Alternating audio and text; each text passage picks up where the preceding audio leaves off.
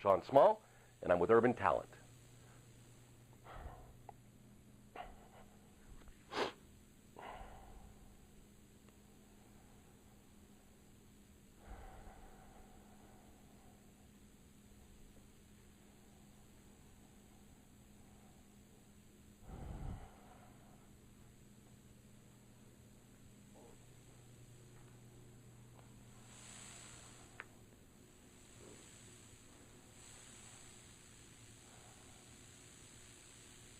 I can tell you where it started.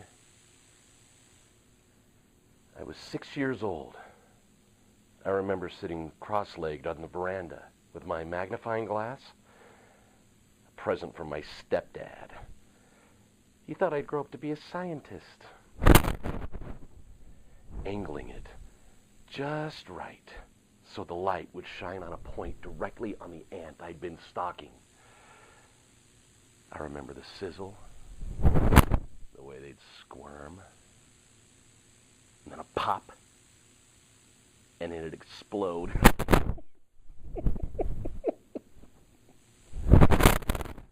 Later, I'd kill bugs and spiders. I'd pin them to the wall and watch them die. Slowly. The control. The power. It was my world, and I was God. It didn't stop there. You'd eventually get bored of the little things. My first real kill was my sister Annie's cat. Well, you know how aloof cats can be. The animal hated me. So I taught it a lesson. And my sister, for that matter, was calling me weird and freak.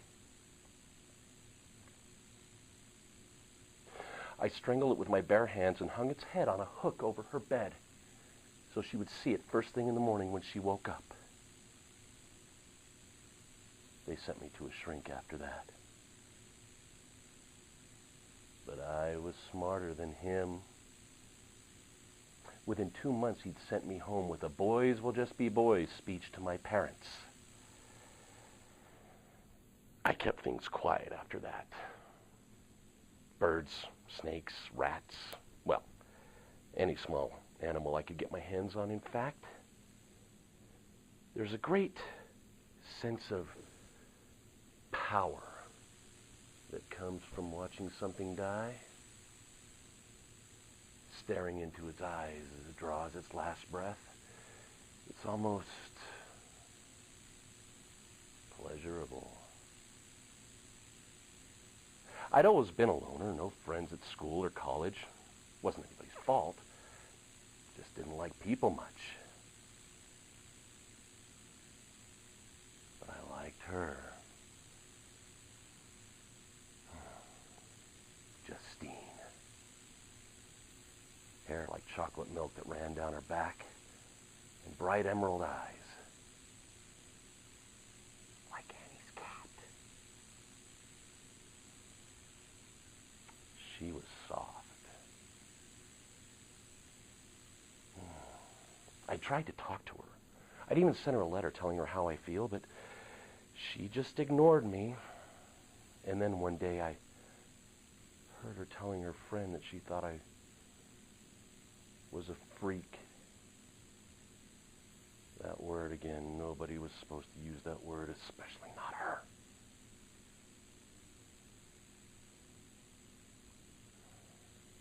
She worked in a coffee shop in the center of town. I knew she was working that night and that she'd lock up. I'd seen her do it before. So, I waited till she locked the doors, and I grabbed her from behind and shoved a tissue soaked in chloroform over her face. She sunk into my arms, and I put her in the car.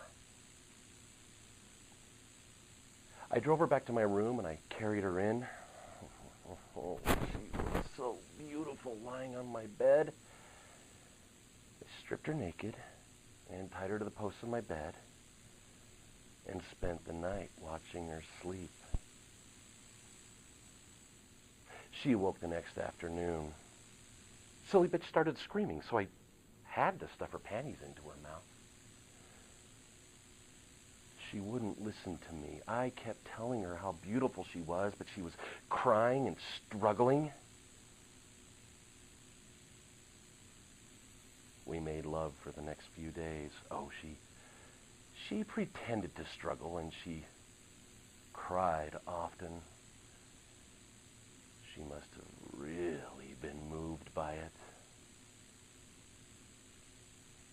I fed her properly every day. I washed her and took her to the toilet. I treated her like a princess. Any woman would be thankful for that kind of attention.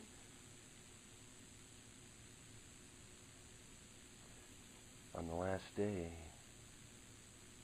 she bit me. So, I took the panties out of her mouth and wrapped them around her neck. I stared into her eyes as she drew her last breath.